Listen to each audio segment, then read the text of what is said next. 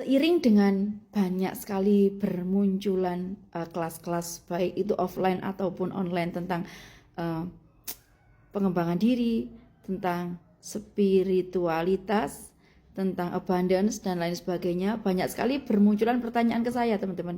Karena ini relate sekali ya dengan konten-konten monolog saya sebelum-sebelumnya. Itu memang saya sedang memperbincangkan hal ini gitu ya, teman-teman. Banyak sekali bermunculan pertanyaan begini, berapa sih harganya kalau kamu ikut jeda, ikut hening yang kamu ikuti di sebuah konten yang saya posting? Jawabannya begini. Oh ya, Assalamualaikum warahmatullahi wabarakatuh. Teman-teman, Om Swastiastu, Namo Buddhaya, salam kebajikan, Rahayu. Gini ya, yang lagi booming, yang lagi tren, yang lagi mulai diikuti masyarakat ya dari segala sisi, dari segala lini kalau saya bilangnya. Ada anak muda, sebaya, bahkan hampir lansia, itu mulai aware tentang ikut kelas, yang dimana kelas ini macam-macam motifnya ya teman-teman. Ada yang spiritualitas, ada yang pengembangan diri, ada yang mengenal diri, abundance, kemudian banyak lah pokoknya. Dari sini saya mendapatkan pengalaman sangat berharga bahwa banyak teman-teman yang terhubung dengan saya, artinya menjalin silaturahim, menjalin kekerabatan, menjalin pertemanan ya. Kami yang seakidah, yang beragama Islam, kita menjalin ukhuwah meskipun belum pernah ketemu, belum pernah bersua, tapi dengan adanya konten, dengan adanya kelas-kelas online atau offline itu tentang abundance, kesadaran dan lain sebagainya. Hal ini membuat saya lebih bersyukur dan tentunya lebih semangat lagi untuk mengisahkan hal-hal ini kepada teman-teman. Kali aja ada teman-teman yang saat melihat konten saya ini dalam keadaan yang ngapunten, mohon maaf ya, kurang baik-baik saja, entah hatinya, entah mentalnya, entah fisiknya, entah spiritualnya dan lain sebagainya. Saya akan menjawab, ada teman, kamu barusan ikut jeda bersama di komunitas Melati itu kan, berapa itu untuk harganya, artinya untuk ini loh, maharnya, untuk biayanya gitu pertanyaannya. Nah, dengan tegas saya menjawab, karena ini kita memang belajar bersama ya teman-teman. Jadi keuangan yang kita keluarkan itu adalah untuk kepentingan sejauh ini masih untuk kepentingan kami pribadi. Kami perlu menginap, kami perlu makan, kami perlu alat ini untuk penunjang aktivitas gitu ya. Nah, selama ini masih begitu. Teman-teman takutnya nanti rancu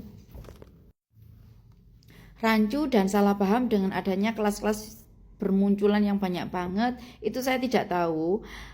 Yang saya tahu selama ini dan saya ikuti itu adalah kelas ER, Abundance Revolution-nya TVB ya, 369 itu ya. Saya batch 7 di tahun 2024 ya. Saya mengikuti hal tersebut. Nah, dari situ saya mulai mengetahui hal-hal apa yang harus saya pelajari selanjutnya. Nah, kemudian hal inilah yang mengantarkan saya ketemu dengan Mbak Amanda, praktisi hening beliau itu, praktisi meditasi. Meditasi itu beragam teman-teman. Jadi intinya gini loh, salah satu cara supaya kita bisa menata kehidupan kita supaya menjadi lebih baik, itu salah satu cara ya, bukan satu-satunya cara ya. Salah satunya cara ya dengan hening ini, dengan jeda ini. Salah satunya loh ya. Masih banyak faktor-faktor lain yang mendukung, yang saling menguatkan, saling mensupport supaya kita itu bisa mengenal diri kita. Kalau kita sudah mengenal diri kita masing-masing, sudah barang tentu kita akan menapai kehidupan ini dengan baik. Kita mempunyai hubungan dengan manusia, dengan sama manusia, dengan makhluk hidup, banget dengan Tuhan Yang Maha Esa, itu sangat-sangat harmonis gitu loh teman-teman. Ini saya berbicara mengalir gitu aja, karena hal itulah yang saya alami. Berawal dari banyaknya serangkaian permasalahan hidup. Nah dari situ Allah SWT menunjukkan saya untuk ketemu dengan orang-orang yang sekiranya ahli di bidang tersebut. Sekiranya saya bisa belajar ke beliau. Kalau teman-teman belum ada biayanya, misal saya di awal itu menyimak konten-konten, terutama konten yang ngaji Roso, itu banyak membantu saya sih. Di situ banyak menampilkan figur-figur otoritas, artinya figur-figur yang sesuai ekspertisnya. Ada yang ahli di bidang vibrasi, yaitu Pak Arif RH. Ada yang ada yang ahli di bidang tasawuf, misal ada beliau Gus Chandra Malik. Ada yang multi talenta, Abu Marlo, Ko Denis Aziz, ya, dan lain sebagainya. Oh ya, ada Ko David juga. Ko David Tan itu yang pada dasarnya beliau mengajarkan sadar nafas syukur yang dikemas dalam It's Okay itu ya. Banyak sekali kok, Ko Irwan Hiro, ya, yang sekarang Kak Khairoma, ya. Teman-teman bisa menyimak itu semua, silakan.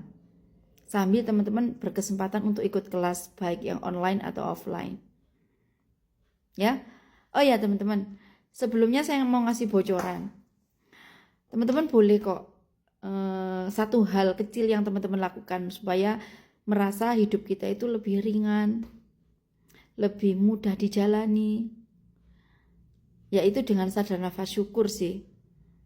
Saya baru tahu teori ini di kelas Abundance Revolution, karena setelah adanya kelas Zoom online, itu ada juga yang offline ya. Kita itu dapat bimbingan, yaitu daily rutin selama 30 hari. Nah dari situ saya mengamalkan ya, mengikuti daily rutin yang kata orang itu remeh-temeh tapi powerful menurut saya sih. Dan ternyata setelah saya menyimak para ahli, para filosof, apa sih namanya, masa filosof, yang punya para expert ya, yang diajarkan oleh Bapak Ahmad Faiz Zainuddin, kemudian Iwayan Mustika, TVB, Abu Marlo, Denny Aziz, Mas Denny Aziz ya, saudara kembarnya Abu Marlo itu, dan lain sebagainya. Banyak yang mengajarkan kalau kita itu bisa salah satu cara pertama mengatasi kerumitan hidup kita itu dengan menyadari nafas. Namanya sadar nafas syukur. Kenapa ada kata-kata syukurnya? Dari bernafas itu kita bisa menimbulkan rasa syukur yang sangat besar sekali. Apa artinya harta benda yang banyak banget kalau kita nggak punya nafas? Apa artinya kemewahan, abundance dan lain sebagainya kalau kita nggak ada nafas? Saya ngomong gini kan juga problematika ya, apa ya, kayak apa sih omongan kamu itu nggak ada. Udahlah, kami semua ini loh udah ribet sama permasalahan hidup, kok malah ngomongin tentang sadar nafas syukur bisa menyelesaikan semuanya. Bener bisa teman-teman, tapi ya nggak langsung gedebuk, nggak beres semua, bertahap semuanya itu. Kita harus bisa menikmati prosesnya. Kalau enggak, maka akan looping. Looping itu terulang lagi. Teman-teman ada nggak yang mengalami hal itu? Contohnya hutang misalnya. Kenapa terjadi lagi, dan terjadi lagi? Karena ada rasa di dalam tubuh kita yang pengen kita sadari. Nah dari situ saya belajar. Kenapa sadar nafas syukur ini saya bilang powerful? Ya itu adalah sarana kita untuk ingat sama yang ngasih kita nafas itu siapa. Itu nyambungnya kita ke sana. Syukur ya, ketika nafas kita tarik, kita nggak usah direkayasa nafas ini, biarkan mengalir seperti bayi yang bernafas, yaitu kita rasakan, kita sadari. Kemudian kita hembuskan dengan cara berterima kasih. Makanya sadar nafas syukur itu sangat powerful sih. Kemudian nanti ada lagi sending love. Kalau dalam agama Islam itu adalah tawasul dan lain sebagainya. Pokoknya itu aja dulu teman-teman. menyadari nafas saja dulu biar bisa